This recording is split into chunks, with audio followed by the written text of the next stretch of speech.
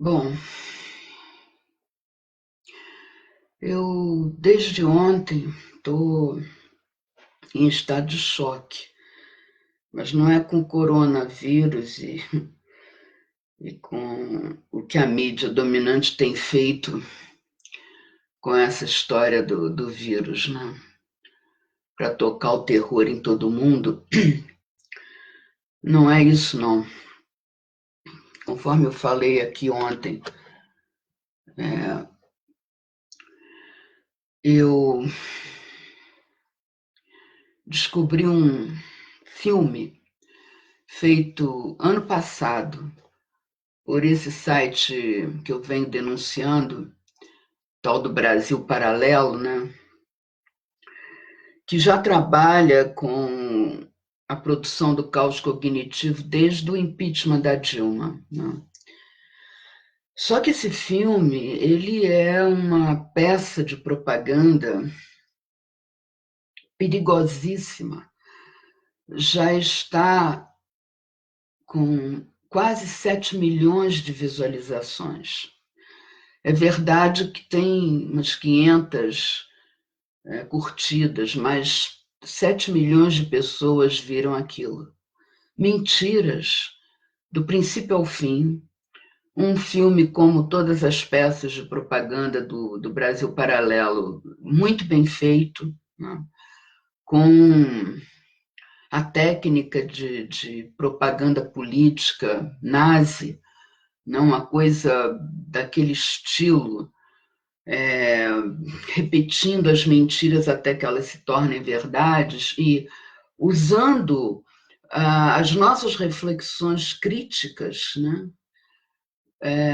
como palavras de ordem, que é uma técnica que eles usam nos tais vídeos que eu venho vendo, que eu tenho denunciado, que foi o motivo porque eu comecei a fazer essas lives, né? E parece que as nossas lideranças não estão atinando para essa realidade paralela, né? Que eles estão produzindo já há alguns anos, desinformando a população. Já não bastavam as mídias dominantes que mentem, né, sobre os contextos históricos, ou seja, tirando os fatos dos seus contextos históricos, que é isso que a mídia dominante faz, né, com as notícias, produzindo notícias descontextualizadas. Por isso que criam o caos cognitivo, né, porque a gente fica sem a linha de raciocínio para pensar a realidade. Essa gente do Brasil Paralelo faz muito pior, porque eles reescrevem a história. Esse filme, em 1964, é um filme de terror. Quando cheguei, eu não consegui ver ele todo, eu saltei para ver aqui e ali o que estavam falando e fui para o final, porque eu queria ver a mensagem final. Eu não cheguei a imaginar o que estava ali, realmente, eu nem supus. O que eles fazem com o PT, com a história da Dilma, do passado de guerrilheira dela, uma coisa assim, a gente não tem nem o que dizer, de tão estado de choque, realmente eu fiquei, né? E aí eu pensei, que resposta dá para isso, nesse momento? E aí eu me lembrei de um cientista político chamado René Armand Dreyfus, que é um professor, era professor na faculdade, na Federal de Minas Gerais. Ele é de origem do Uruguai, e a tese de doutorado dele na Universidade de Glasgow era sobre o período de 1961 a 65 da produção do golpe civil militar de 64, aquele contexto de entrada das transnacionais, o bloco de poder hegemônico que foi construído durante o governo de Juscelino Kubitschek, ainda, né? como aquilo tudo se formou, e aí eu fui lá procurar esse livro aqui, que eu já postei a foto dele algumas vezes no meu perfil, né? A Conquista do Estado. Né? Então, aqui nesse jogo de xadrez da capa, tem os agentes suportes do golpe civil-militar, representando o IPES, o IBAD, a CANDE. O que foi isso? Foram organizações de pesquisa criadas para pensar supostamente, cientificamente, a realidade. Mas, na verdade, são agências civis militares em conexão com o imperialismo norte-americano para criar as condições do golpe de Estado civil-militar de 64. Essa gente trabalhou nesse período de 61 a 65, produzindo uma realidade paralela como essa desse site. É a mesma situação. Em períodos diferentes da geopolítica do imperialismo. Então, para cada período de desenvolvimento das forças produtivas, no modo de produção capitalista, o imperialismo cria condições de mudança de regime para favorecer a entrada do capital transnacional, nesse caso, no período JK, e depois com a ditadura militar, que na época era chamada de revolução. Foi um golpe de Estado. Esse livro aqui, do Dreyfus, ele faz uma pesquisa muito profunda e ampla, tudo documentado, é uma tese de doutorado dele em Glasgow, documentos comprovando a realidade, o que foi feito, os nomes de todos eles, todas as empresas que apoiaram o golpe de Estado. Está tudo aqui nesse livro. Esse é o verdadeiro 1964. E eu estou dando ele como resposta ao filme. Então, esse livro está disponibilizado. Eu sei que é difícil ler tudo, mas pelo menos eu gostaria que as nossas lideranças de esquerda, a partir dessa pesquisa do Dreyfus, fizesse uma peça de propaganda que a gente pudesse usar em resposta ao filme. Alguma coisa a gente tem que fazer. Ou entrar com alguma, se é que eu ainda acredito em alguma coisa, né? Parênteses. Depois dessa semana, o que o Supremo fez com Dilma Rousseff, mais uma vez, proibindo a participação da defesa, que Dilma até escreveu uma denúncia anteontem, né?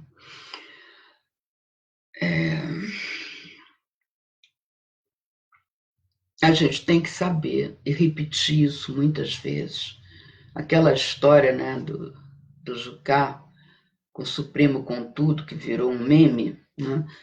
A gente não pode mais brincar de memes. A coisa é muito séria, minha gente. Está cada vez pior. Existe um projeto totalitário na mente dessas criaturas que tomaram o poder do Estado em 16 e principalmente no grupamento de extrema-direita que alcançou hegemonia democraticamente. Bom, eu já venho falando o que o direito significa, né? Ele é a instância de estruturação das relações capitalistas de exploração, né? Então, todo esse aparelho estatal, ele passa por lugares de poder e tem pessoas ali, nesses lugares de poder. Essa gente toda é conivente com o golpe. Como foram na época em que Getúlio mandou Olga para morrer na mão de Hitler, por exemplo. Como foram coniventes com o golpe de Estado civil-militar de 64. E, mais uma vez, com o golpe de Estado de 16. E agora tem aí brincadeiras, né? Eu acabei de ver uma agora há pouco, sugerindo que o Nazi vai trocar o pessoal lá do Supremo e botar a turma do Moro, com ele, inclusive, sugerindo que vai piorar a situação. É só lembrar o que fizeram com a Dilma essa semana. Não tem mais para onde piorar. O que pode acontecer agora é essa situação continuar com a degradação completa das condições de vida de todos nós. Vai ser a morte de todas as pessoas mais frágeis, né? Em todos os sentidos que isso tem. As chamadas minorias, né? Somos nós que vamos morrer primeiro, né? Porque não vai ter mais condição de manter nem educação nem saúde, o Brasil vai ser mantido como colônia. Porque essa gente está fazendo a cabeça das pessoas. Não é um projeto de curto prazo, é um projeto de longo prazo. A gente precisa fazer alguma coisa.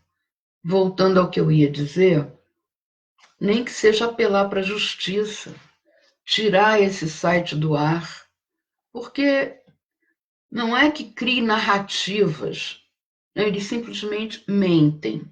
Mentem. E as pessoas, se você for ver os comentários que estão ali naquele filme, as pessoas todas acreditando naquilo, dando força, né? Então, eu volto a dizer, essa gente existe. Nós temos uma formação social extremamente autoritária, que recebe essas informações mentirosas e acredita porque tem o autoritarismo dentro de si. O que esse filme 1964 conta da situação internacional, o que fala dos soviéticos, depois de Mao Zedong, e vai falando de várias lideranças, até Lukács, né, que era o assunto meu de hoje, eu mudei por causa do filme, até ele sofreu ataque. Eu ia falar do estudo sobre ontologia em Marx, que Lukács fez, e ia falar da aluna dele, Agnes Heller, com o conceito de carecimentos radicais, né? Era esse o assunto de hoje. E acabou que tive que mudar, porque achei interessante até o Lukács estar lá mencionado. Tem até uma foto de Evaristo Arnes em um determinado momento. A sequência final do filme realmente um filme de terror. Agora, passa o que eles chamam de esquerda sangrenta. Ah, lembrei, até a Silvinha, a Vera Silvia Magalhães, que eu me referi a ela outro dia num vídeo aqui, companheira guerrilheira, até Silvinha tem ali, eles tiraram um trecho de uma entrevista que Silvia deu, acho que à TV Senado ou Câmara, um pouco antes de morrer, contando da época, do período da guerrilha urbana, e eles cortaram e editaram ali a Silvinha. Olha, tem de tudo nesse filme, coisas inacreditáveis que eles manipularam. Olha, o Sergei Existir, aquele cineasta soviético, ele dizia que é na edição, né, na montagem do filme, que se passa a ideologia. Então, ele tem um estudo sobre isso, né, o Existir. O Existir é o diretor de Potionkin, do Outubro, né, é um cineasta muito famoso do período revolucionário soviético, que eu sugiro, eu já postei algumas vezes o Potionkin e o Outubro, está lá no YouTube, costuma estar por lá. Eu sugiro que vejam, para entender o lance da montagem do filme, que é por onde passa a manipulação, né? O Existir já falava disso no início do século passado. E a escola de Frankfurt também estudou bastante a comunicação, né? A gente, quando faz jornalismo, a gente tem entre os teóricos da comunicação o Adorno, com o conceito dele de indústria cultural, que é um conceito muito importante, né, para a teoria da comunicação social. A indústria cultural é o que a gente tem hoje, né? É o show business, né? E toda a trama, né, da comunicação é tudo uma grande indústria de manipulação, né? Por isso eles odeiam a escola de Frankfurt, né? Porque decodificou todo o esquema, que não é só do nazismo e do fascismo, essa manipulação. Ela está no behaviorismo, que é a base do American Way of Life, como eles utilizam as relações públicas, a propaganda, a publicidade e o jornalismo e as artes, né, para reproduzir a ideologia dominante, que Althusser chama de aparelhos ideológicos do Estado, né? Escola, igrejas e mídias, né? A família é o aparelho de Estado mais antigo, né? E nos mosteiros medievais, né, é onde se ensinava, nas escolas, né? Foi o segundo aparelho de Estado dominante, né? Junto com a igreja, durante o período medieval todo, e agora voltou isso, né? As igrejas têm tido um papel dominante junto com as mídias. E a igreja que tem a televisão, né, que tem concessão de TV, tem todo o poder nas mãos, né? Para influenciar as mentes e os corações. Não poderia ter recebido a concessão. Foi um grande erro do Estado laico, supostamente, né? Conceder um canal de TV aberta para uma igreja universal do Reino de Deus, né? Um negócio absurdo isso. Foram muitos erros, nós não chegamos aqui à toa. Nós temos uma história já para ser analisada, autocrítica, para dar um jeito de consertar tudo isso. Senão, não vamos sobreviver. Enquanto sociedade, não vamos sobreviver. Como eu já falei naquele texto meu de 2016, Sociedade Clivada, né? Sugiro que releiam. Eu ali já alertava para esse problema. Nossa sociedade está clivada. Vamos precisar de muita psicanálise para resolver essa questão aí, porque é muito sério o que a gente está vivendo.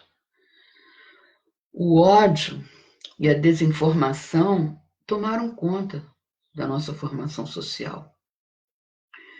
E se a gente não tomar atitudes rigorosas, nós estamos perdidos, porque a mentira venceu. Não? A mentira venceu. Olha, eu quero no final desse vídeo agora falar o seguinte.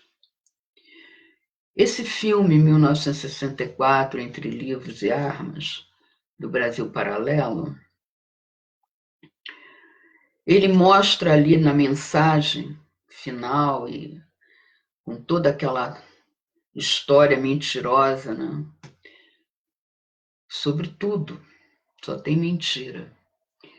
O que passa ali como mensagem do filme é que a esquerda é sangrenta, violenta, bárbara, que não respeita os outros, que é corrupta, porque quando chegou ao poder roubou, e aí aparece Genuíno, Dirceu, todo mundo na cadeia, Lula, e são imagens rápidas, tem ali uma estrutura de manipulação de imagens e som, que, aliás, eu esqueci desse detalhe, o filme todo tem uma ambientação meia gótica, a sonoplastia é uma música depressiva, é como se fossem muitos tons de cinza o tempo todo. O filme penetra na nossa subjetividade de maneira a nos fazermos deprimidos, com muito medo do que a esquerda é capaz de fazer. E ela não pode voltar ao governo. É essa a mensagem que fica.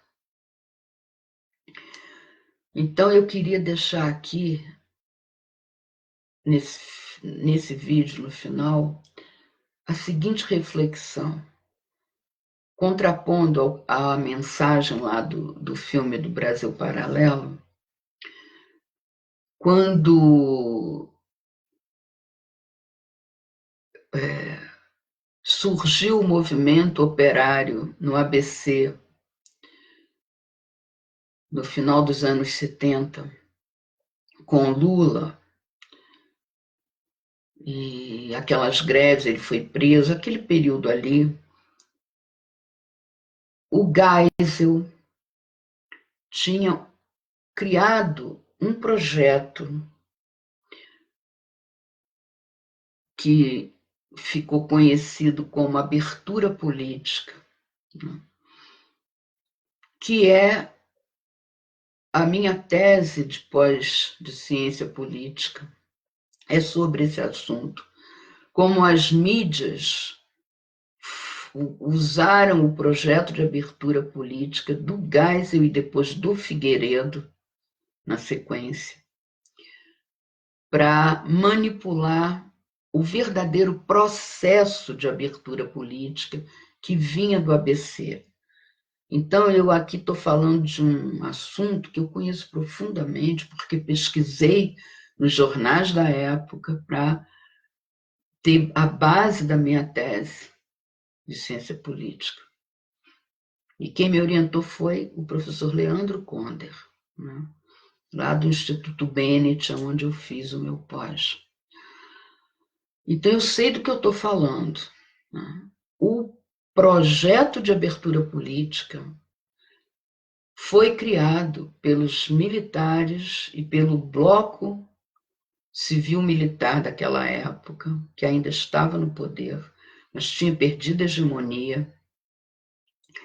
Eles criaram esse projeto para ter o controle do processo de abertura verdadeiro, que vinha de baixo, do ABC, com Lula. Então, quando foi proposta a anistia geral e irrestrita, eu fui contra, esperneei muito na época, mas não adiantou, porque a coisa aconteceu. Porque a direita, naquela época, tinha hegemonia enquanto resistência ao golpe, né? Então, a gente não pode esquecer que Ulisses Guimarães era supostamente o líder do processo de abertura política, o que é uma mentira, porque quem liderou o processo de abertura política foi Lula, foi de lá do ABC que veio a resistência verdadeira. Agora, no momento da anistia geral e restrita, se colocou no mesmo nível o terror do Estado, o poder terrorista e de violência das Forças Armadas, da PM, que foi criada pelos militares para nos reprimir. Isso foi colocado no mesmo nível de peso político de grupos de luta armada, de cidadãos que se organizaram para enfrentar a ditadura. E eu aqui quero fazer um parênteses pessoal. Eu participei disso tudo desde os 18 anos de idade. Na primeira faculdade que eu fiz de letras, Santa Úrsula, eu peguei o movimento estudantil de 68, no primeiro ano da faculdade, e me engajei no movimento muito. Participei, tive muitos problemas pessoais com a família, rompi com a família. E eu tinha um primo, estudante de medicina, que era meu companheiro de brincadeiras, né? Quando criança, temos fotos juntos e tudo. Éramos muito íntimos. Esse menino, um jovem de 20 anos, foi assassinado. Não tinha absolutamente nada a ver com o movimento estudantil, não fazia política. Estava saindo de uma prova em ciências médicas ali na Tijuca, conversando com alguns professores, tinha uma pequena manifestação na porta, na rua. A polícia veio atirando, como sempre faziam. Não era bala de borracha, era bala de verdade. E uma bala pegou na cabeça, porque ele era muito alto, do Luiz Paulo Pires da Cruz Nunes. E ele morreu. Isso foi uma tragédia na minha família. E marcou a minha vida para sempre, política. Então, eu tenho motivos também pessoais, afetivos, para denunciar toda essa mentira sobre 1964. Eles matavam, foram muito mais sangrentos que nós. Matavam civis, como meu primo, que não tinha absolutamente nada a ver com o movimento. E nesse filme escandaloso do Brasil Paralelo, ali passa que nós matávamos cidadãos. Mentira. Eram os militares que organizavam, eles estavam infiltrados em todos os lugares. A gente conhecia pelo sapato preto. A gente vivia de olho no pé daquela gente, porque eles se infiltravam nos meios estudantis, nas salas de aula. Outra mentira que tem lá no filme, também que me irritou muito, a questão ideológica. Nós tínhamos generais dando aula de moral e cívica, em todos os níveis, ensino básico, universidade. Eu tive brigas com um general na faculdade de psicologia, inesquecíveis as brigas, diárias, porque eu enfrentava aquele general em sala de aula, entendeu? Então, eu sei do que eu estou falando, porque eu vivi tudo isso, cada etapa. Depois, dentro do BNH, foram 10 anos enfrentando a classe dirigente, fazendo guerra de posição, até que extinguiu o Sarney, o BNH, usando um decreto ainda da ditadura. Então, eu sei do que eu estou falando. E eu me revolto e fico indignada porque eu vivi isso. E tenho uma ligação afetiva com tudo isso. Então, a gente não pode julgar, na mesma medida, o terror de Estado com a defesa que nós fizemos das nossas liberdades e do nosso direito de se colocar contra o terror de Estado. E é isso que eu quero deixar aqui no final. Eu estou muito indignada, muito. E eu espero que esse vídeo chegue nas lideranças do PT e o PT dê uma resposta para esse Brasil paralelo. Isso não pode ficar assim. A gente não pode deixar barato. A gente tem que se indignar, porque vai ficar pior que na ditadura. Aquela gente, aquele bloco de poder que chegou ao governo, governou por mais de 20 anos. Aquela gente abriu o Brasil para o capital transnacional que já vinha da época do JK. Eles querem manter essa situação. Eles não admitem nem esses programinhas que o PT fez, entendeu? Que não chega a ser assistencialismo, mas não mexeu na estrutura do poder deles. Né? Eles querem manter a capital transnacional imperialista. É o mesmo bloco de poder da época do JK. Para usar novamente os militares não custa.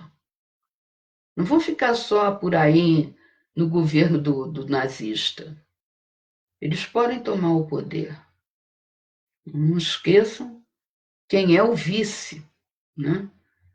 Não é nenhuma doçura, não, viu? É parente lá do Terceiro Exército, o Mourão. Aqui, ó, tem a ficha dele toda, entendeu? Aliás, de todos eles, tem nomes, o que fizeram, tá tudo documentado aqui, ó.